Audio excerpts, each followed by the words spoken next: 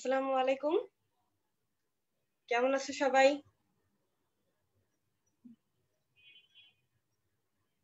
ওয়ালাইকুম আসসালাম। আচ্ছা, যারা অলরেডি জয়েন করে ফেলেছো একটু আমাকে কমেন্টের মাধ্যমে জানাও যে সাউন্ড অ্যান্ড ভিডিও ঠিক আছে কিনা? ঠিকমতো দেখা যাচ্ছে কিনা, শোনা যাচ্ছে কিনা? একটু আমাকে কমেন্টের মাধ্যমে জানাও। আচ্ছা, ঠিক আছে। আ আমার পরিচয় তো দেওয়া লাগবে না নিশ্চয়ই। লাস্টের ক্লাস আমি নিয়েছিলাম। তো লাস্টের ক্লাসে যেটুকু পড়িয়েছিলাম চলন অঙ্ক চালনার ১ম অংশ সেটুকু কি ভালো মতন পড়া হয়েছে সবার?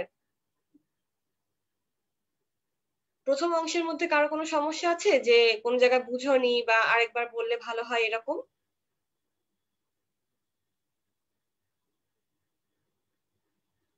কোনো প্রবলেম থাকলে আমাকে একটু কমেন্টে জানাবা, হ্যাঁ? আচ্ছা, আজকে আমাদের টপিক হচ্ছে চলনাঙ্ক চালনার ২য় অংশ। এখানে আমরা পড়ব সম্পূর্ণভাবে পেশি নিয়ে।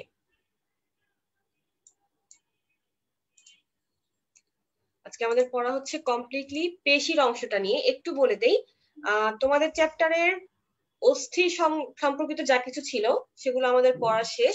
আমাদের বাকি ছিল হচ্ছে অস্থি, তরুণাস্থি, অস্থিভঙ্গ এই একটা অংশ। আরেকটা হচ্ছে পেশির যে অংশটা। পেশির হচ্ছে সংকোচন, প্রসারণ, পেশির প্রকারভেদ, পেশির গঠন এই ২ টা পোরশন বড়, বড় পোরশন বাকি ছিল। আজকে আমাদের পড়াটা পুরাটাই হবে পেশির যেটুকু ছিল সেটুকু নিয়ে। আর বাকি যা থাকবে অস্থি, তরুণাস্থি এবং অস্থিভঙ্গ এই পুরা টপিকটা যাবে ৩য় অংশে। তাহলে আজকে যেটুকু আপু পড়াবো ২য় অংশে সেটার উপরেই তোমার নেক্সট দিন পরীক্ষা থাকবে। আচ্ছা, তাহলে আমরা আসো শুরু করি।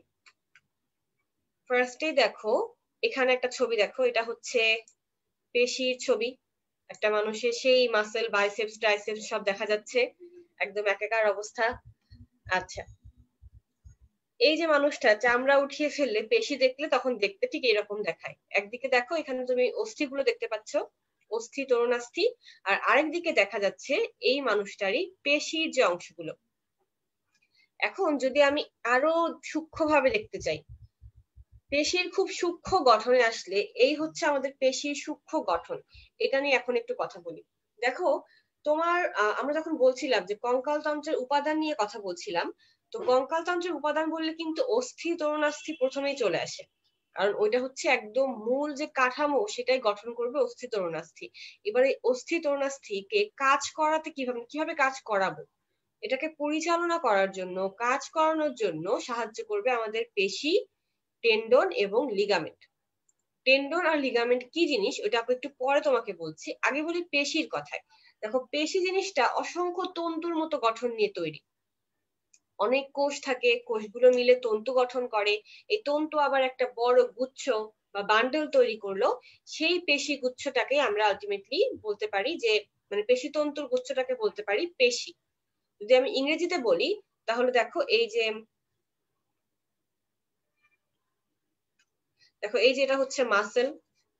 এই যে এটা পুরাটাই বড় জিনিসটা হচ্ছে মাসেল। তুমি যদি মাসেলটাকে আরেকটু সূক্ষ্মভাবে দেখো, দেখো মাসেল ফাইবার ফান্ডেল। আমি তোমাকে একটু ইয়ে করে বলি, মাসেল ফাইবারের যে বান্ডেলটা আমি একটু ছোট থেকে বড় দিকে যাই আস্তে আস্তে। ফার্স্টে দেখো, চিকন চিকন কিছু তন্তু থাকে, এগুলোকে ফিলামেন্ট বলে। পেশি তন্তু, সেই জন্য আমরা এগুলোকে বলছি মায়োফিলামেন্ট। মায়োফিলামেন্ট, মায়ো মানে পেশি আর ফিলামেন্ট মানে হচ্ছে তন্তু। সেই জন্য আমরা এগুলাকে বলছি মায়োফিলামেন্ট। দেখো, এরকম মায়োফিলামেন্ট গুলো যুক্ত হয়ে, মায়োফিলামেন্ট গুলোর একটা মানে গুচ্ছ এক জায়গায় হয়ে তৈরি হচ্ছে মায়োফাইব্রিক। কি তৈরি হলো? মায়োফাইব্রিক। এই মায়োফাইব্রিলে যে মায়োফিলামেন্ট গুলো আছে, এই মায়োফিলামেন্ট গুলো ২ ধরনের প্রোটিন দিয়ে তৈরি। ২ ধরনের প্রোটিন। প্রোটিন গুলোর নাম হচ্ছে অ্যাক্টিন এন্ড মায়োসিন।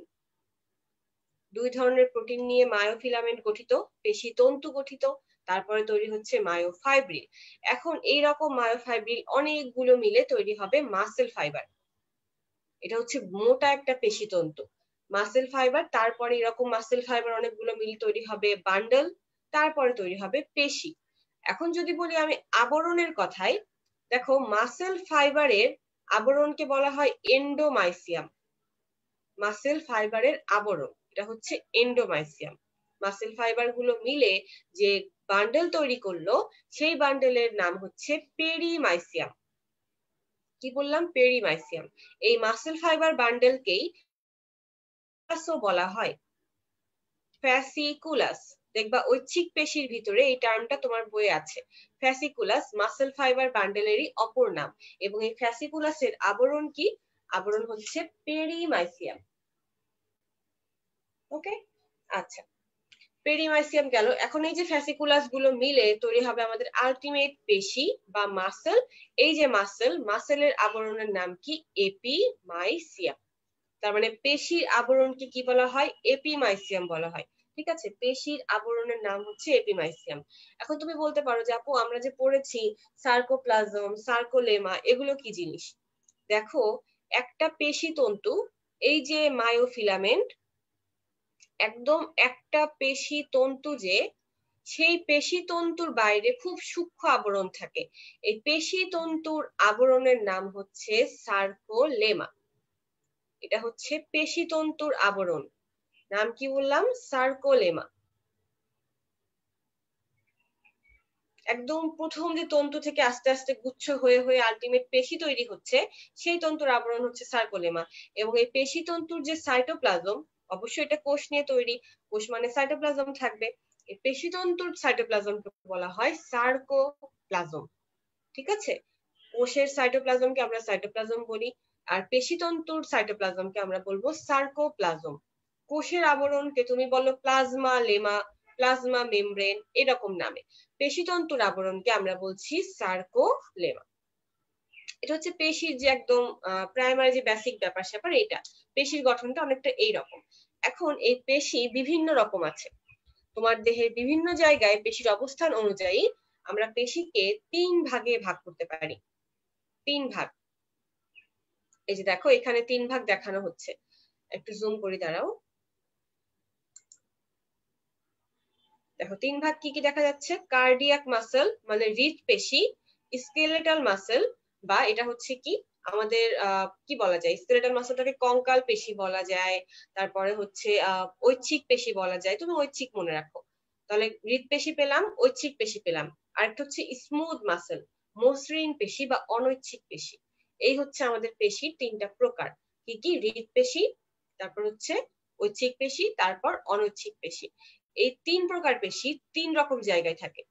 তুমি একই জায়গায় 2-3 রকম পেশি একসাথে কিন্তু পাবা না। 3 রকম জায়গায় 3 রকম পেশি থাকে। এবং এই পেশিগুলোর কোষ দেখো, হৃদপেশিটার কোষটা কেমন? একটু নলাকার, তাই না? একটু নলাকার, এবং দেখো আড়াআড়ি দাগ যুক্ত। আর একটু বড় করে যদি আমরা দেখি, একটু জুম করে, তাহলে এই ছবিটা একটু খেয়াল করো। এই ছবিটা দেখো তো, এই যেরকম নলাকার আকৃতির, এবং এখানে মাঝখানে আড়াআড়ি দাগ আছে, আড়াআড়ি দাগ দেখা যাচ্ছে। এবং দেখো তো, প্রত্যেকটা কোষের মধ্যে নিউক্লিয়াস কিন্তু একটা না, বেশ কয়েকটা। এটা একটা নিউক্লিয়াস, এটা একটা নিউক্লিয়াস, কালারই তো বোঝা যায় না। এই যে দেখো, এটা একটা নিউক্লিয়াস, এটা একটা, এটা একটা, মানে নিউক্লিয়াস বেশ কয়েকটা দেখা যাচ্ছে, এবং আড়াআড়ি দাগও পাওয়া যায়। আচ্ছা, এটা কার্ডিয়াক মাসল গেল, হৃদপেশি। এবার আসি ঐচ্ছিক পেশি। ঐচ্ছিক পেশি কোথায় আছে? ঐচ্ছিক পেশি হচ্ছে তোমার দেহের যে জায়গাগুলো তুমি ইচ্ছা মতো নড়াচড়া করতে পারো। ঐচ্ছিক পেশি, ওর নামই তোমার ইচ্ছার উপর ডিপেন্ড করে। তুমি তোমার নিজের ইচ্ছা মতন তোমার দেহের যে অংশগুলা মুভ করতে পারবা, কাজ করতে পারবা যে অংশের উপরে, সেটাই হচ্ছে ঐচ্ছিক পেশি দিয়ে তৈরি। তাহলে চিন্তা করো, সবার আগে মাথায় কি আসে? হাতে পায়ের পেশি। তোমার হাত পায়ের পেশি, তুমি ইচ্ছা মতো নড়াচড়া করতে পারছো, হাঁটতে পারছো, কাজ করতে পারছো, এগুলাই হচ্ছে ঐচ্ছিক পেশি দিয়ে তৈরি। এই ঐচ্ছিক পেশির গঠনটা কেমন দেখো, ঐচ্ছিক পেশিগুলো কাইন্ড অফ একটু নলের মতোই। এগুলাতেও দেখো আড়াআড়ি দাগ দেখা যাচ্ছে, এখানেও নিউক্লিয়াস আছে। নিউক্লিয়াস গুলা একটা থাকে না, সাধারণত অসংখ্য নিউক্লিয়াস থাকে। এটা হচ্ছে ঐচ্ছিক পেশির ব্যাপারটা গেল। আচ্ছা, এখানে আমার মনে হয় একটু মিক্সড আপ হয়ে গেছে একটা জিনিস, ছবিটাতে একটু ভুল আছে, আমি একটু কারেকশন করে দেই। ছবিটাতে একটু ভুল আছে, সেটা হচ্ছে এইটা কার্ডিয়াক মাসল আর এটা হচ্ছে স্কেলেটাল মাসল। ছবিটাতে একটু ভুল আছে।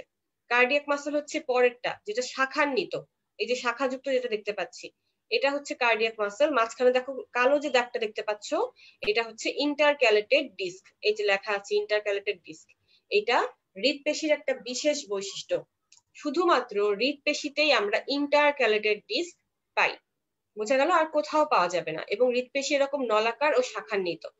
আর ঐচ্ছিক পেশি যেটা, সেটা শুধু এরকম নলাকার, এদের কোনো শাখা প্রশাখা নাই, জাস্ট নলাকার লম্বা লম্বা লম্বা লম্বা হয়ে থাকবে, একটার সাথে আরেকটা যুক্ত থাকে না। গেল। নেক্সট হচ্ছে স্মুথ মাসল সেল বা মসৃণ পেশি।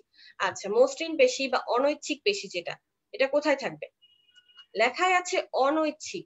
অনৈচ্ছিক মানে তোমার দেহের যে জিনিসগুলো তোমার ইচ্ছা মতন চলে না, অর্থাৎ তোমার দেহের ভিতরের যে অঙ্গগুলো আছে, ইন্টারনাল অর্গান যেগুলো আছে, মনে করো তোমার হৃৎপিণ্ড না সরি, পাকস্থলী, তারপরে ক্ষুদ্রান্ত, বৃহদান্ত্র, যকৃৎ, বৃক্ক, মস্তিষ্ক, এই সব কিছু হচ্ছে এই স্মুথ মাসলের উপরে। মস্তিষ্ক তো অ্যাকচুয়ালি নিউরন দিয়ে গঠিত, মস্তিষ্কের কথা বাদ দাও, বাট আদার যে অঙ্গগুলো আছে, তোমার পৌষ্টিক তন্ত্রের কথা বলছি, এগুলা সবই হচ্ছে মসৃণ পেশি বা অনৈচ্ছিক পেশি দিয়ে তৈরি। এদের মুভমেন্ট, এদের কাজকর্ম তোমার ইচ্ছার উপর ডিপেন্ড করে না। তুমি চাইলেই ওদেরকে বলতে পারবা না যে আজকে কাজ একটু বেশি করে করো, কালকে একটু কম করে করবা, এমন করা যায় না। এরাই হচ্ছে অনৈচ্ছিক পেশি। এদের গঠনটা কেমন? কোষটা দেখতে দেখো কেমন, কোষটা একটু মাকু আকৃতির একটা কোষ, প্রত্যেকটা কোষে একটা নিউক্লিয়াস থাকে। এই যে দেখো, নিউক্লিয়াস একটা থাকে। এবং এই স্মুথ পেশি মাসল কেন বলা হচ্ছে, মসৃণ কেন বলা হচ্ছে? কারণ এই পেশিতে কোনো আড়াআড়ি দাগ থাকে না। আমি তোমাকে 3 ধরনের পেশির ছবি দিয়ে কেন পড়াচ্ছি একটু বলি। আজকের এই টপিকে কিন্তু সৃজনশীল প্রশ্নের জন্য ইম্পর্টেন্ট। সৃজনশীল প্রশ্নে প্রায়ই চলে আসে যে এই 3 ধরনের পেশির পার্থক্য, হৃৎপেশি, ঐচ্ছিক পেশি, অনৈচ্ছিক পেশি, এই 3 ধরনের পেশির পার্থক্য চলে আসে। এটা আসতে পারে আবার ইন্ডিভিজুয়াল কোনো একটা পেশি সম্পর্কে আসতে পারে, কারণ তোমার বইয়ে কিন্তু প্রত্যেকটা পেশিরই বৈশিষ্ট্য এবং উদাহরণ দেওয়া আছে। উদাহরণ তো এমসিকিউ এর জন্য খুবই ইম্পর্টেন্ট, সেটার কোনো সন্দেহই নাই। উদাহরণ তো মাস্ট লাগবে। আর যদি তুমি চিন্তা করো সৃজনশীল কোশ্চেন বা এমসিকিউ যাই বলো, দুই ক্ষেত্রেই কিন্তু আমাদের এই পেশিগুলোর বৈশিষ্ট্য খুব ইম্পর্টেন্ট। আচ্ছা, এখন দেখো এই ছবিটা তো আমরা দেখলাম, আসলে আমরা এর পরে আরেকটা ছবি দেখি। এই ছবিটা দেখো, ওই পার্থক্যের বিষয়গুলো আরেকটু ক্লিয়ার কাট করে লেখা। স্কেলেটাল মাসল, ঐচ্ছিক পেশি। ঐচ্ছিক পেশিটা দেখো ভলান্টারি, মানে তোমার ইচ্ছা মতন চলবে। স্ট্রায়াটেড, কারণ কি এই যে আড়াআড়ি দাগ দেখা যাচ্ছে, স্ট্রায়াটেড।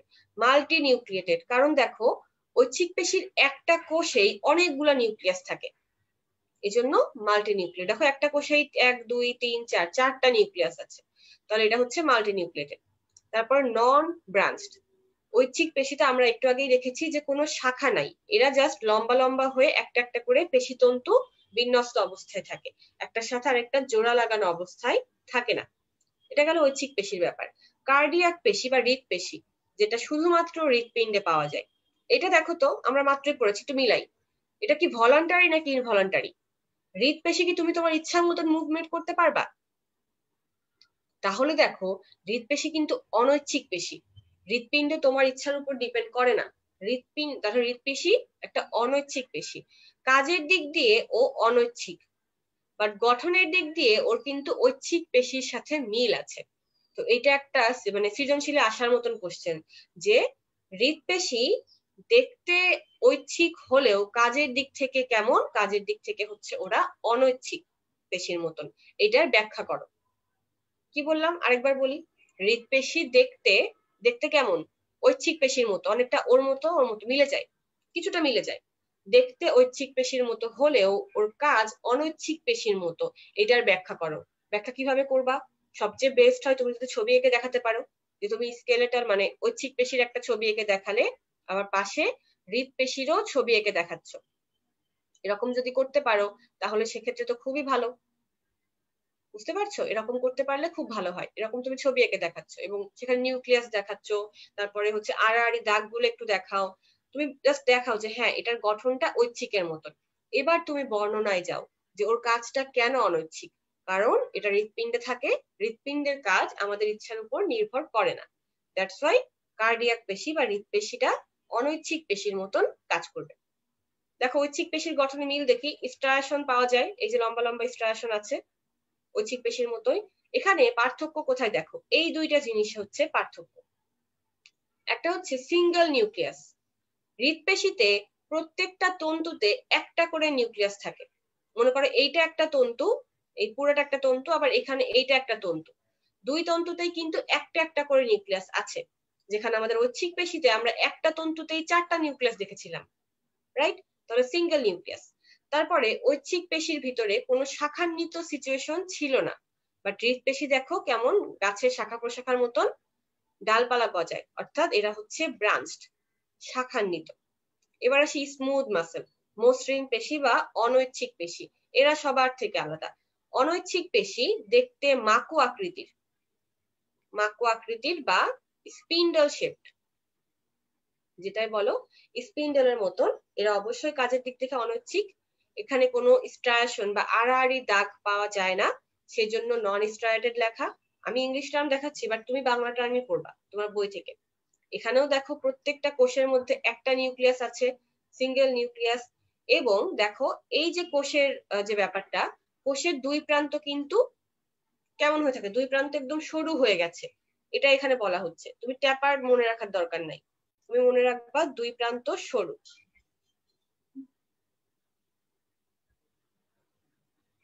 ঠিক আছে, দুই প্রান্ত সরু।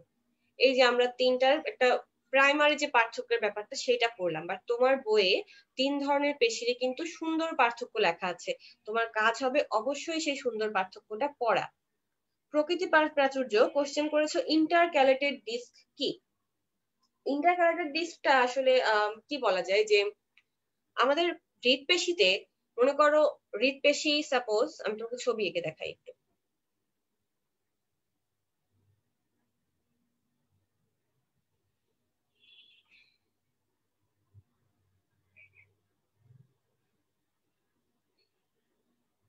মানে এরকম মনে করো কয়েকটা হৃৎপেশি, এখানে একটা পেশি কোষ শেষ, আবার এখানে আরেকটা পেশি কোষ শেষ, পেশি কোষের শেষ জায়গাটা দেখাচ্ছি।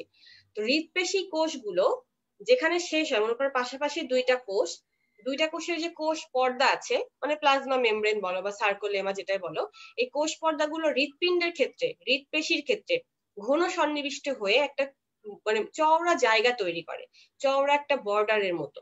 এই বর্ডারটাকে বলা হচ্ছে ইন্টারক্যালেটেড ডিস্ক। দুইটা কোষের মাঝখানে কোষ পর্দাটা ঘন ঘন হয়ে একটা চওড়া স্থান তৈরি করছে, এটাই হচ্ছে ইন্টারক্যালেটেড ডিস্ক। প্রাচুর্য, ব্যাপারটা কি ক্লিয়ার? ইন্টারক্যালেটেড ডিস্ক বোঝা গেছে? এবং এটা কিন্তু খুবই ইম্পর্টেন্ট একটা জিনিস, কারণ ইন্টারক্যালেটেড ডিস্ক শুধুমাত্র তুমি হৃৎপেশিতে পাবা, আর কোথাও পাওয়া যাবে না। এটা যেন ভুল না হয়, আমি কিন্তু বারবার বলছি এক কথা, কারণ আজকে পড়ার টপিক খুবই অল্প, আর অল্প কিছু সময়ের মধ্যে আমাদের ক্লাস শেষ হয়ে যাবে। এগুলাই আমরা পড়বো আজকে। অল্প অল্প করে পড়ানো হচ্ছে যেন তোমার চ্যাপ্টারটা ভালো মতন পড়া হয়। বুঝতে পারলাম? আচ্ছা, নেক্সট স্লাইডে যাই। এই স্লাইডটায় কি দেখা যাচ্ছে দেখো, এখানে তো বুঝতেই পারছি এটা ক্ল্যাভিকল। এটা কি জিনিস? আনসার দাও তো, যারা আছো ক্লাস করছো যারা, একটু আনসার দাও। কোশ্চেন মার্ক দিলাম, এটা কি জিনিস?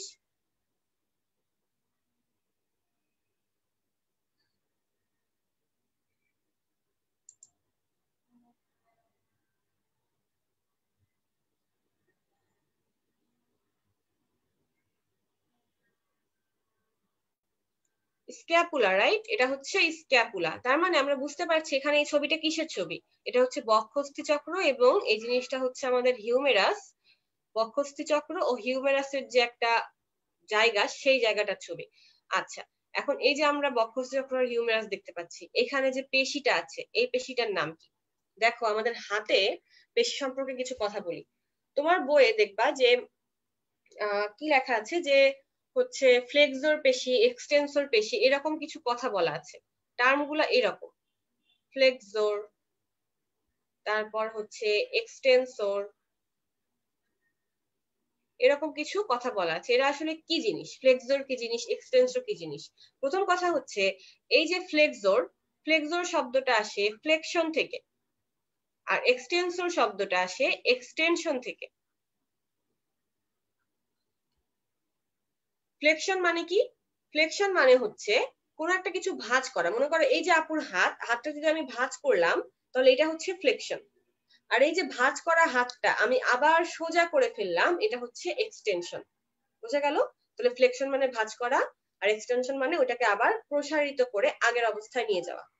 আমাদের হাতের এইখানে পেশি থাকে, সেটা সবাই চিনি আমরা, বাইসেপস, তাই না? ছেলেরা জিম টিম করলে এই জায়গাটা ফুলে যায়, খুব সুন্দর লাগে দেখতে, এরকম মনে হয়, মনে হয় বললাম। তাহলে এই জায়গাটা হচ্ছে বাইসেপস, এই পেশিটা হচ্ছে সেই বাইসেপস পেশি। বুঝতে পারছো? এটা হচ্ছে বাইসেপস। সামনের দিকে থাকে বাইসেপস, আর ঠিক পেছনের এইখানে থাকে হচ্ছে ট্রাইসেপস। আপু ছবিটা আরেকবার দেখাচ্ছি, দেখো হাতে আমার হাতের এই জায়গাটাতে মনে করো এই যে হাত, এখানটা হচ্ছে বাইসেপস, আমার বাইসেপস নাই, খুব ছোটখাটো অল্প একটা ছোটখাটো পেশি, ফুল আর বাইসেপস আমার নাই। এখানে হচ্ছে বাইসেপস আর পেছনে এই জায়গাটাতে হচ্ছে ট্রাইসেপস। তুমি যখন তোমার হাত ভাঁজ করছো, ভাঁজ করার সময় তুমি কি করো, মনে করো বাইসেপস এরকম একটা টান দিলে হাতটা ভাঁজ হয়ে যায়, এই যে সংকোচন হলো, পেশির সংকোচন হবে, হাত ভাঁজ হয়ে যাবে, এটা ফ্লেকশন হলো। দ্যাটস ওয়াই আমরা বাইসেপস কে বলি ফ্লেক্সর মাসল। বাইসেপস হচ্ছে ফ্লেক্সর পেশি, এটা তোমার হাতকে বা তোমার বাহুকে ভাঁজ করতে সাহায্য করে। আর ঠিক পেছনে যে আছে, মনে করো এই যে ভাঁজ হয়ে থাকলো, বাইসেপস তুমি টান দিয়েছো, ভাঁজ হয়ে আছে, পেছনে আছে কে, ট্রাইসেপস। এই ট্রাইসেপস যদি পেছন দিক থেকে টান দেয়, দাঁড়াও আমার হাতটা ঠিক করে নি, ট্রাইসেপস যদি পেছন দিক থেকে টান দেয়, মনে করো যে টান দিল, টান দিলে তোমার হাতটা আবার সোজা হয়ে গেল, এক্সটেনশন হলো। অর্থাৎ তোমার হাতের পেছনে যে ট্রাইসেপস পেশি আছে, ট্রাইসেপস পেশিটা হচ্ছে এক্সটেনসর পেশি। ঠিক আছে, ট্রাইসেপস হচ্ছে এক্সটেনসর। তাহলে বাইসেপস ট্রাইসেপস, এটা তোমার এমসিকিউ এর জন্য, এখান থেকে সিকিউ আসার পসিবিলিটি নাই। বাট কোনটা বাইসেপস, কেন এটাকে ফ্লেক্সর বলা হচ্ছে, ট্রাইসেপস কোনটা, এগুলো একটু বুঝিয়ে দিলাম, আমার মনে হয় এরপর থেকে ভালো মনে থাকবে। বাইসেপস ট্রাইসেপস এর ব্যাপারটা একটু মনে রাখো। এখন এটা হচ্ছে আমাদের বাহুর যে ভাঁজ করার ব্যাপারটা, সেটা নিয়ে কথা গেল। এখন যদি আমি বলি আমাদের হাত ভাঁজ করার মতোই আমরা কিন্তু আমাদের হাঁটুর জয়েন্টে, নি জয়েন্ট যেটা, সেখানে আমাদের পা ভাঁজ করি, তাই না? পাকে আমরা ভাঁজ করি অথবা সোজা করে দেই নি জয়েন্টে। তো তোমার বইয়ে একটা টপিক আছে যে হাঁটুর সঞ্চালনে অস্থি ও পেশির সমন্বয়। ওই টপিকটার মধ্যে দেখো যে ওই টপিকের মধ্যে বেশ কিছু পেশির নাম দেওয়া আছে। আমি একটু বলবো, সবাই বইয়ের পৃষ্ঠাটা উল্টাও, উল্টিয়ে ওই টপিকটাতে যাও, কয়েকটা পৃষ্ঠা পরে হাঁটুর সঞ্চালনে অস্থি ও পেশির সমন্বয় টপিকের নাম খুঁজে বের করো, খুঁজে পেলে আমাকে বলো যে ডান। কারণ ওটার জন্য মানে বই দেখা লাগবে আর কি, তোমাদেরকে বই দেখিয়ে পড়াতে হবে। হাঁটুর সঞ্চালনে অস্থি ও পেশির সমন্বয় কয়েক পৃষ্ঠা পরেই আছে।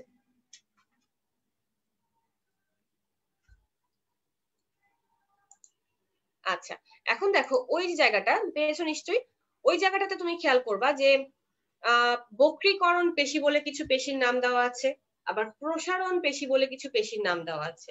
এই জায়গাটা থেকে সিকিউ যদি আসে টুকটাক যে বক্রীকরণ পেশির নাম কি বা প্রসারণ পেশির নাম কি, এমসিকিউ সেম টাইপ আসতে পারে। তো এই যে বক্রীকরণ পেশি কিছু নাম দেওয়া, প্রসারণ পেশির নাম দেওয়া, এগুলো পড়তে হবে, এগুলো ইম্পর্টেন্ট। বক্রীকরণ পেশি মানে যেই পেশিগুলোর কারণে তোমার হাঁটু ভাঁজ হয়ে যায়, ঠিক আছে, তুমি নি জয়েন্টটাকে ভাঁজ করে ফেলছো যে পেশির জন্য, সেগুলো হচ্ছে বক্রীকরণ পেশি।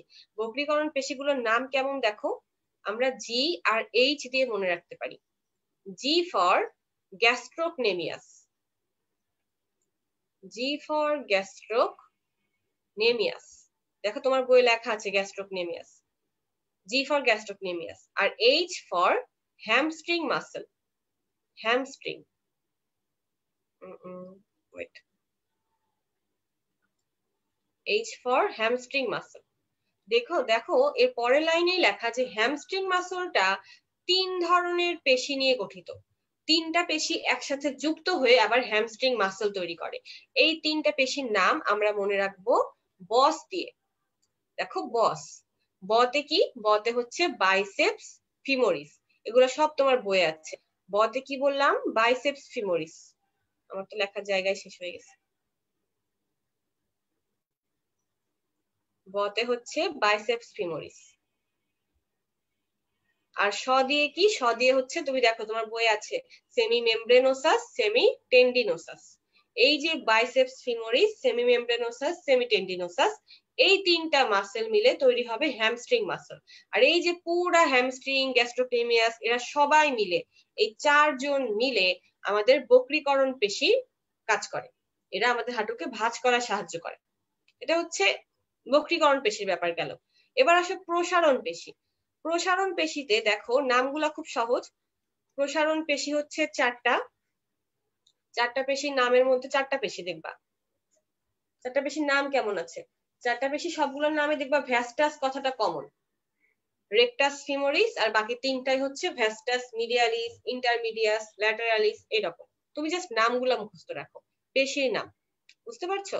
বক্রীকরণ আর প্রসারণ পেশির নামগুলা একটু মুখস্থ করতে হবে কষ্ট করে, এমসিকিউ এর জন্য বা সিকিউ এর জ্ঞান, তোমাদের সৃজনশীলের জ্ঞানমূলক কোশ্চেনের জন্য এগুলো বেশি ইম্পর্টেন্ট।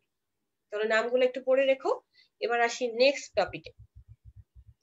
নেক্সট এখানে দেখো এইটা কি জিনিস, এটা হচ্ছে আমাদের ঐচ্ছিক পেশির একটা বান্ডল। ঐচ্ছিক পেশি দেখাচ্ছি আমি তোমাকে। ঐচ্ছিক পেশির গঠনগত ব্যাপারটা তোমাদের সৃজনশীলের জন্য খুবই ইম্পর্টেন্ট। ঐচ্ছিক পেশির গঠন দেখো, ঐচ্ছিক পেশির এরকম শাখান্বিত অবস্থায় থাকে নাকি না, ঐচ্ছিক পেশি শাখা থাকে না, সরি, ঐচ্ছিক পেশি শাখান্বিত অবস্থায় থাকে না। ঐচ্ছিক পেশির যে বান্ডেল, এই বান্ডেলে আমরা অলরেডি পড়ে আসছি যে একদম ভিতরে, মনে করো এই যে ভিতরে এই জিনিসটা কি, এই জিনিসটা হচ্ছে মাসেল ফাইবার সেল, মানে পেশি কোষ। ঠিক আছে, এটা হচ্ছে পেশি কোষ। এই যে পেশি কোষ, এই পেশি কোষের বাইরে আবরণের নাম কি? আবরণের নাম আমি অলরেডি বলেছি। পেশি কোষের বাইরে আবরণের নাম কি? যারা ক্লাস করছো আমাকে আনসার দাও চটপট। পেশি কোষের বাইরে আবরণের নাম কি?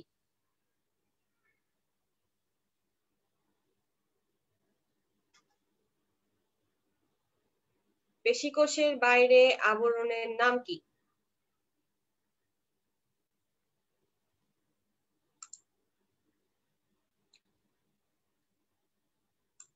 পেশি কোষের বাইরে আবরণের নাম হচ্ছে সার্কোলেমা। Right, very good. পেশি কোষের বাইরে আবরণের নাম হচ্ছে সার্কোলেমা। ঠিক আছে, সার্কোলেমা এটা হচ্ছে আবরণ, আর সার্কোপ্লাজম হচ্ছে সাইটোপ্লাজমের নাম। তো এই যে পেশি কোষ, এই পেশি কোষে মনে করো অনেকগুলা পেশি কোষ একসাথে মিলে এরকম একটা গুচ্ছ তৈরি করলো। এই গুচ্ছকে কি বলা হচ্ছে? এই গুচ্ছকে বলা হচ্ছে ফ্যাসিকল, বা ওই যে আপু একটু আগে বলছিলাম ফ্যাসিকুলাস, তোমার বইয়ে কিন্তু এই টার্মটা দেওয়া আছে, ফ্যাসিকুলাস। অনেকগুলা পেশি তন্তু, পেশি কোষ, তারপরে পেশি তন্তু, এগুলা মিলে একটা গুচ্ছ তৈরি করবে যার নাম হচ্ছে ফ্যাসিকুলাস। এই ফ্যাসিকুলাসের বাইরে আবরণের নাম হচ্ছে পেরিমাইসিয়াম। এই যে দেখো লেখা আছে পেরিমাইসিয়াম। এইবার এই যে একটা ফ্যাসিকুলাস, এরকম অনেকগুলা ফ্যাসিকুলাস একসাথে যুক্ত হয়েছে দেখো, এই একটা, এই একটা, এই একটা, দাঁড়াও কালার চেঞ্জ করি, বোঝা যাচ্ছে না, এই একটা ফ্যাসিকুলাস, এই একটা ফ্যাসিকুলাস, এইটা, এইটা, এরকম অনেকগুলো ফ্যাসিকুলাস মিলে একটা পুরা বান্ডেল তৈরি করলো না? এই পুরা বান্ডেলটাকে কি বলা হচ্ছে? এই পুরা বান্ডেলটাই হচ্ছে আমাদের পেশি। হ্যাঁ, এই পুরা বান্ডেলটাই আমাদের পেশির কথা বলা হচ্ছে। এবং এই যে পেশি, পেশি না অ্যাকচুয়ালি, এই পুরা বান্ডেলটা হচ্ছে একটু দাঁড়াও, হ্যাঁ একটা বড় গুচ্ছ তৈরি করলো, এরকম অসংখ্য বড় গুচ্ছ মিলে আলটিমেটলি পেশি তৈরি হবে। তো এই যে বলা যায় কাইন্ড অফ পেশি বলা যায়, এই পুরা পেশিটাকে আমরা এপিমাইসিয়াম দিয়ে আবৃত করে রাখি। পুরা পেশিটাকে আমরা কি দিয়ে আবৃত করছি? এপিমাইসিয়াম। এই যে একটু আগে যেগুলো পড়াচ্ছিলাম সেইটাই। তাহলে এপিমাইসিয়াম হচ্ছে পেশির আবরণ। অর্থাৎ তুমি শুধু পেশির গঠন পড়ো বা ঐচ্ছিক পেশির গঠন পড়ো, কথা কিন্তু সেম। তোমার কাজ কি হবে? তুমি আগে একটা ফ্লো চার্ট টাইপের লিখবা, যে পেশি কোষ, তারপর পেশি তন্তু, তারপরে কি হচ্ছে পেশি তন্তুগুলা মিলে ফ্যাসিকুলাস হচ্ছে, ফ্যাসিকুলাস হওয়ার পরে সেগুলো আবার মিলে তৈরি হচ্ছে একটা বড় গুচ্ছ, যেটাকে আমরা পেশি বলছি। তো এরকম একটা ফ্লো চার্ট তৈরি করো, দেন সেগুলোর পাশে তুমি ব্র্যাকেটে প্রত্যেকটার আবরণ লিখে দাও। গঠন তোমার বর্ণনা করা শেষ হয়ে গেল। গঠন বর্ণনা করা হয়ে গেলে যদি তুমি পারো দেন তুমি একটা ছবি আঁকলে আঁকতে পারো। কারণ তোমাদের সৃজনশীল পরীক্ষায় আমি খেয়াল করে দেখেছি যে বায়োলজিতে অ্যাটলিস্ট যদি তুমি ফিগার আঁকো, ছবি আঁকো, তাহলে বেশ ভালো মার্কস পাওয়া যায়। তো ভালো মার্কস পেতে হলে ছবি যদি আঁকতে পারি তাহলে তো অবশ্যই ভালো। এখন তাহলে পেশির গঠনটা ক্লিয়ার। পেশির গঠন ক্লিয়ার হয়ে গেলে এখন আমরা আসি আরেকটা টার্ম যেটা আমাদের কাছে একটু অপরিচিত, এটা হচ্ছে টেন্ডন। টেন্ডন জিনিসটা কি একটু খেয়াল করো। এইটা যদি পেশি হয় আর এটা হচ্ছে অস্থি, তাই তো, এটা বোন। পেশি অস্থির সঙ্গে যুক্ত হওয়ার সময় এই এরিয়াটাতে একটু চিকন হয়ে গেছে না, একটু সরু হয়ে গেছে। অর্থাৎ আমাদের পেশি আর অস্থির সংযোগ স্থলে পেশির যে প্রান্তীয় অংশ সেটাকে আমরা বলছি টেন্ডন। এটা কিন্তু পেশির একটা প্রান্তীয় অংশ, জাস্ট অস্থির সঙ্গে যুক্ত হওয়ার জন্য এটা একটু সরু হয়ে গেছে, এটাকে বলছি টেন্ডন। কারণ পেশি কিন্তু অনেক চওড়া থাকে, বা টেন্ডনটা চিকন হয়ে যায়। আমি তোমাকে আগের ছবিটা একটু দেখাই তাহলে একটু ভালো বুঝবা। এই যে মনে করো এই ছবিটা দেখো, এইটুকু হচ্ছে আমাদের মেইনলি বাইসেপস পেশি, এইটুকু। আর এই যে সাদা অংশ দেখতে পাচ্ছ, এটা কিন্তু এই অস্থির সঙ্গে যুক্ত হওয়ার জন্য পেশিটা একটু চিকন হয়ে গেছে, অস্থির সাথে যুক্ত হয়, এটাই হচ্ছে টেন্ডন। ঠিক আছে, এটাই কি টেন্ডন। এই যে বাইসেপস পেশি টেন্ডন হচ্ছে এইটা। টেন্ডন জিনিসটা ক্লিয়ার। লিগামেন্টটা ঠিক এখানে দেখা যাচ্ছে না, তবে হাঁটুর জয়েন্ট দেখাতে পারলে ভালো হতো। লিগামেন্টটা কাইন্ড অফ কেমন, আমি লিগামেন্টটা একটু বলি। মনে করো তুমি দুটো জিনিস জোড়া লাগিয়ে রাখছো, জোড়া লাগানোর পরে তুমি ভাবলে যদি এরা খুলে যায় আবার, তাই তুমি একটু স্কচ টেপ দিয়ে ভালো মতন জড়িয়ে রাখলে। ঠিক আছে, মনে করো তোমার একটা সাপোজ কি বলবো, যে কোনো একটা জিনিস 2 খণ্ড হয়ে গেছে, এখন তুমি 2 খণ্ডকেই আঠা দিয়ে জোড়া লাগিয়েছো, তাও তোমার মনে হচ্ছে যে যদি এই আঠা কোনো কারণে খুলে যায় তাহলে তো এটা আবার ভেঙে যাবে। তাই তুমি কি করলে, এই যে জোড়া লাগানো অংশটা, ওই জোড়া জায়গাটা চারপাশে তুমি স্কচ টেপ দিয়ে ভালো মতন র্যাপ করে দিলে। লিগামেন্ট এইটাই করে। তোমার বিভিন্ন জয়েন্টে দুইটা অস্থি যখন যুক্ত হচ্ছে, অস্থি যুক্ত আছে অস্থির মতন, তো লিগামেন্টটা কি করে, লিগামেন্টটা ওই জয়েন্টে চারপাশে এরকম কেমন একটা মানে স্কচ টেপের মতন কাজ করে, বেঁধে রাখে জয়েন্টটাকে, যেন জয়েন্টটা কোনো রকমের জায়গা থেকে সরে গেলেও পুরোপুরি খুলে না যায়। হায়েস্ট জায়গা থেকে একটু নড়চড় হতে পারে, ডিসলোকেশন হতে পারে, কিন্তু কমপ্লিটলি খুলে যাবে না। এটা যেন না হয়, সেটাই হচ্ছে লিগামেন্টের কাজ। এই জন্যই বলা হয় লিগামেন্ট ছিঁড়ে গেলে ওই জয়েন্ট আর পরবর্তীতে কখনোই ঠিক হয় না, কারণ লিগামেন্ট কমপ্লিট রিপেয়ারমেন্ট সম্ভব না, লিগামেন্টের কমপ্লিট রিপেয়ার করা যায় না। আমাদের বাংলাদেশ টিমের প্লেয়ার মাশরাফি বিন মুর্তজা, ওনার কিন্তু লিগামেন্টে রাপচার আছে, ওনার পায়ের লিগামেন্ট, এই জন্য কিন্তু উনি অনেকদিন মাঝে ব্রেক ছিলেন, তারপর আবার ফিরে এসেছেন, বাট উনি কিন্তু মানে একদম একটানা কখনোই প্র্যাকটিস করতে বা খেলতে পারেন না, কারণ ওনার লিগামেন্ট কমপ্লিটলি রিপেয়ার করা সম্ভব না। আসলে লিগামেন্ট জিনিসটা অ্যাকচুয়ালি অনেক সেন্সিটিভ। আচ্ছা, তাহলে লিগামেন্ট টেন্ডন ব্যাপারটা ক্লিয়ার। এবার চলে আসি আমাদের পরের যে অংশটা। দেখো এই ছবিগুলো হচ্ছে ওই মায়োফাইব্রিল ফ্যাসিকুলাসেরই বিভিন্ন রকম ছবি, এগুলো একটু বেশি গিজিবিজি, তুমি আগের ওইটাই দেখো, এটা তোমার দেখতে গেলে একটু টাফ মনে হবে, বাট তাও একবার দেখানো আর কি। যে দেখো, এটা হচ্ছে মাসেল, এটা ফ্যাসিকল মানে ফ্যাসিকুলাস, তার ভিতরে এটা হচ্ছে মায়োফাইব্রিল, মায়োফাইব্রিলের মধ্যে আবার সূক্ষ্মভাবে তন্তু, এই যে দেখো অ্যাক্টিন আর মায়োসিন দেখা যাচ্ছে, এগুলাই ছোটখাটো জিনিস। ইন্টারক্যালেটেড ডিস্ক, ইন্টারক্যালেটেড ডিস্ক নিয়ে কোশ্চেন করেছিল, এই যে দেখো কার্ডিয়াক মাসেলে এই একটা পেশিকোষ, এই একটা পেশিকোষ, দুই পেশিকোষের মাঝখানে এই যে কোষ পর্দার একটা ঘন জায়গা, এটাই হচ্ছে ইন্টারক্যালেটেড ডিস্ক। এই যে একটা ইন্টারক্যালেটেড ডিস্ক, এইটা একটা এরকম অসংখ্য আছে, এবং শুধুমাত্র কোথায় পাওয়া যাবে, হৃদপেশি বা কার্ডিয়াক মাসেলে পাওয়া যাবে। এই হচ্ছে আমাদের আজকের পড়াশোনার টপিক। আমাদের পড়াশোনা কিন্তু শেষ, ঠিক আছে, আমাদের পড়াশোনা শেষ।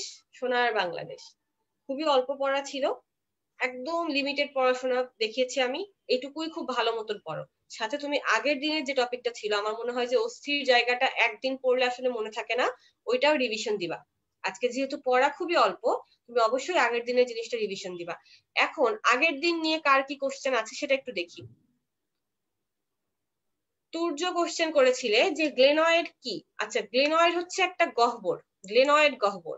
স্ক্যাপুলা নামের যে অস্থি আছে আমাদের, এই যে কি বলবো এটাকে, বক্ষস্থি চক্রে স্ক্যাপুলাতে একটা গহ্বরের মতো জায়গা আছে, ওই গহ্বরটাতে মানে আমাদের কি বলা যায়, হিউমেরাসটা যুক্ত হয়। এরকম মনে করে একটা গোল জায়গা, হিউমেরাসের মাথাটা এমন বলের মতো, এই বলটা গিয়ে ওই গহ্বরের মধ্যে বসে, এটাই হচ্ছে গ্লেনয়েড গহ্বর। প্রকৃতি প্রাচুর্য কোশ্চেন করেছিলে যে মাঝখানে ব্যবহারিক অংশে অস্থির যে বৈশিষ্ট্যগুলো আছে সেগুলো পড়তে হবে কিনা। আচ্ছা, ওইখানে অস্থির বৈশিষ্ট্যের মধ্যে কশেরুকার যে বৈশিষ্ট্যগুলো দেওয়া সেগুলো একটু পড়বা। কশেরুকা, ম্যান্ডিবল, হাইওয়েড, এগুলা একটু ইম্পর্টেন্ট। ফিমার, হিউমেরাস ওগুলার পড়ার দরকার নাই, বাট কশেরুকা গুলার বৈশিষ্ট্য কিন্তু ওখান থেকে ইম্পর্টেন্ট, ওখানে এমসিকিউ আছে আবার সিকিউ আছে। আচ্ছা সুস্ময়, তুমি ভয়েসে বলতে চাচ্ছো? হ্যাঁ অবশ্যই, ওয়েট, হ্যাঁ বলো। হ্যাঁ, আমার যে প্রশ্নটা ছিল সেটা হলো যে বলছে করটিতে 29টি অস্থি আছে, কিন্তু করটিকাতেই শুধু আছে 8টি, আর মুখমণ্ডলীয়তে সম্পূর্ণ হিসাব করলে আসে এখানে একটি আর না, দুই আর একে তিন, 14টা তিন আর 14টা। দুই, হ্যাঁ 14টা, তাহলে তো শর্ট পড়ে যায়। হ্যাঁ শর্ট পড়ে যায়, ভেরি গুড। কোশ্চেনটা অনেক ক্রিয়েটিভ একটা জিনিস, আমি তোমাকে একটু দেখাই। আমি গতকালকে ভাবছিলাম যে কেন এই কোশ্চেনটা কেউ করলো না। আচ্ছা, এটা এখন আমি একটু এক্সপ্লেন করি। দেখো সবাই একটু খেয়াল করো যে আমরা পড়েছি আমাদের করটিকাতে। আচ্ছা স্লাইড হোয়াইট বোর্ড দেখা যাচ্ছে? হ্যাঁ দেখা যাচ্ছে। করটিকার ক্ষেত্রে অস্থি হচ্ছে 8টা, আমাদের মুখমণ্ডলীয় অঞ্চলে অস্থি হচ্ছে 14টা। আমরা এদিকে পড়ে আসছিলাম যে করটিতে অস্থির সংখ্যা 29টা, রাইট? এখন এই 8 আর 14 যোগ করলে হয় 22, তাহলে বাকি 7টা কোথায় গেল? বাকি 7টা কোথায় আছে আমি বলি। আমাদের করটির মধ্যে কিন্তু আমাদের কান পড়ে, ঠিক আছে? আমাদের কান কিন্তু পুরো মাথার খুলির ভিতরেই থাকছে। যদিও আমরা এই চ্যাপ্টারে কানের অস্থি নিয়ে পড়াশোনা করি না, কারণ সমন্বয় নিয়ন্ত্রণ চ্যাপ্টারে কানের অস্থি আলাদা টপিক আছে। তো এই করটির ভিতরেই আমাদের কানের অস্থিগুলাও অ্যাড হবে। কানের অস্থি কয়টা? 2 কান মিলে 6টা অস্থি, ঠিক আছে? 6টা, এই হচ্ছে 6টা। আর আরেকটা অস্থি সেটা হচ্ছে হাই অয়েড অস্থি, আমাদের এই যে এই জায়গাটাতে থাকে, একদম এইখানটাতে যেখানে আমাদের গলবিল শুরু হচ্ছে ওই জায়গাটাতে আছে এই হাই অয়েড অস্থি, এটা একটা। তাহলে এই যে 6 আর 1 7, 7 আর 22 29, এই হচ্ছে করটির 29টা অস্থি। এবার ক্লিয়ার? হ্যাঁ আপু ঠিক আছে। ঠিক আছে। প্রকৃতি কোশ্চেন করেছো, অ্যাডাক্টর মাসেল কি? অ্যাডাক্টর, ভালো কোশ্চেন। অ্যাডাক্টর আর অ্যাবডাক্টর এগুলো নিয়ে একটু কথা বলি। তোমার বইয়ে এই টপিকটা আছে, চিহ্নিত পেশির প্রকারভেদ, ওখানে উদাহরণগুলো পড়তে হবে, আমি একটু বলে দেই। অ্যাডাক্টর, আরেকটা ওয়ার্ড তুমি পাবা অ্যাবডাক্টর, এরকম আরেকটা ওয়ার্ড পাওয়া যায়। অ্যাডাক্টর মানে আমি একটু বুঝাই কি জিনিস। এটা আসলে মেডিকেল টার্ম, একটা বায়োলজিক্যাল টার্ম। মনে করো তোমার হাত, এই যে তুমি তোমার হাত নর্মালি এভাবে রেখে দিছো, এখন তোমার হাত যদি তুমি তোমার এই দেহের সাথে তোমার হাত রাখা আছে, এখান থেকে তুমি তোমার হাতকে এখন দেহ থেকে দূরে নিয়ে যাচ্ছ, এই যে দেহ থেকে দূরে নিয়ে গেলাম, তোমার হাত তোমার দেহের অক্ষ থেকে দূরে নিয়ে যাওয়া, এটা হচ্ছে অ্যাবডাকশন। মানে আমরা বলতে চাচ্ছি দেহের অক্ষ থেকে বাইরের দিকে নিয়ে যাওয়া, এটা হচ্ছে অ্যাবডাকশন। যেই পেশিগুলা এই কাজ করে ওদেরকে বলা হয় অ্যাবডাক্টর। তাহলে কি হলো, দেহ অক্ষ থেকে আমি আমার হাতটাকে বা পাকে, যে কোনো জায়গা, হাত অথবা পা দুই ক্ষেত্রেই বাইরের দিকে নিয়ে গেলাম। এখন যদি আবার আমি এই হাতটাকে আমার দেহ অক্ষের কাছের দিকে নিয়ে আসি, তাহলে সেটা হবে অ্যাডাকশন। যেই পেশিগুলা এই কাজ করবে তাদেরকে বলা হয় অ্যাডাক্টর। তাহলে অ্যাবডাক্টর অ্যাডাক্টর ক্লিয়ার? এখানে আরেকজন কি জিজ্ঞাসা করছো, টিউবারোসিটি কি জিনিস? আচ্ছা টিউবারোসিটি কি একটু বলি। পিভট, পিভট নিয়ে ইমরান হোসেন, পিভট টপিকটা আমি নেক্সট ক্লাসে আলোচনা করব। তবে একটু যদি বলে দেই, আমাদের দেহের অস্থি সন্ধিগুলাকে আমরা পিভট বলি, কারণ আমাদের দেহের পেশিগুলা সব লিভারের মতো কাজ করে। আর লিভারের যে জায়গাটাতে আমরা মেইনলি বল প্রয়োগ করে কাজ সাধন করছি সেটাই হচ্ছে পিভট। আমাদের দেহের অস্থি সন্ধিগুলাকে আমরা পিভট হিসেবে বিবেচনায় ধরি আর কি। অস্থি সন্ধি যেগুলো আছে সেগুলো সব পিভট। ইমরান তোমার কোশ্চেনের আনসার আপু দিয়ে দিয়েছি। আরেকটা কোশ্চেন বাকি থাকলো, কে যেন জিজ্ঞেস করলো এখানে, যেটা হচ্ছে টিউবারোসিটি। ঐশ্বর্য, টিউবারোসিটি জিনিসটা কি একটু বলি। বিভিন্ন পেশিতে পাওয়া যায়। টিউবারোসিটি হচ্ছে, তোমার মনে আছে কিনা একটু জিজ্ঞাসা করি। প্রসেস, প্রসেস মানে আমি কি বলেছিলাম আগের দিন ক্লাসে? প্রসেস মানে কি জিনিস? প্রবর্ধিত অংশ।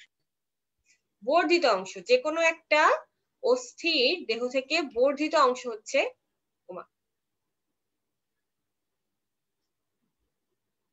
কোনো কথা? আচ্ছা বর্ধিত অংশ হচ্ছে পিভট, সরি প্রসেস। সেই পার বাদ যাবে না এখন।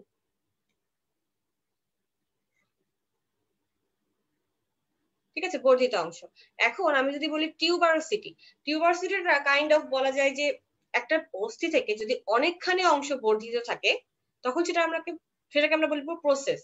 আর যদি একটা অস্থির দেহ থেকে খুবই অল্প একটু অংশ, মনে করো অস্থির শেষ মাথায় গিয়ে একটুখানি অংশ একটু উঁচু হয়ে আছে, বা কোন একটা জায়গায় একটু বলা যায় যে সব জায়গায় স্মুথ, অস্থির পুরা দেহে সবকিছু একদম মসৃণ অবস্থায় আছে, তাহলে একটা জায়গায় একটু খসখসে টাইপের আছে, ওটা হচ্ছে টিউবারোসিটি। টিউবারোসিটির একটা ছবি আমি তোমাদেরকে দেখাই, একটু দাঁড়াও, স্লাইডটা বের করতে হবে আগে।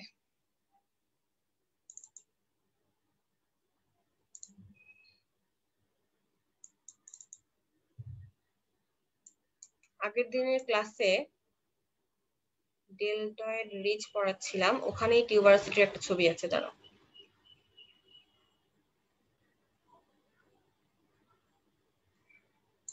এই যে এখানে দেখো হিউমেরাসের ছবিটা একটু খেয়াল করো। হিউমেরাসের এই ছবিতে দেখো পুরা হিউমেরাসের এই জায়গাগুলো সব স্মুথ, এই জায়গাটা একটু কেমন যেন উঁচু মনে হচ্ছে না নর্মাল জায়গার চেয়ে? এই ছোট্ট উঁচু জায়গাটাই হচ্ছে টিউবারোসিটি, আবার এটাকে রিজও বলা যাবে।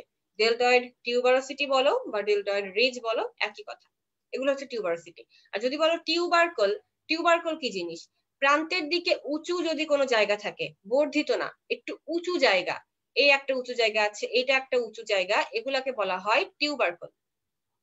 যে কোনো অস্থির প্রান্তের দিকে এরকম উঁচু জায়গা থাকলে সেটাকে আমরা বলবো টিউবারকল। তাহলে লাস্টের ক্লাস নিয়ে আর কারো কোনো কোশ্চেন, আর কোনো প্রবলেম, বা আজকের ক্লাসের কোনো টপিকে যদি কোনো প্রবলেম থাকে তাহলে আমাকে একটু জানাও।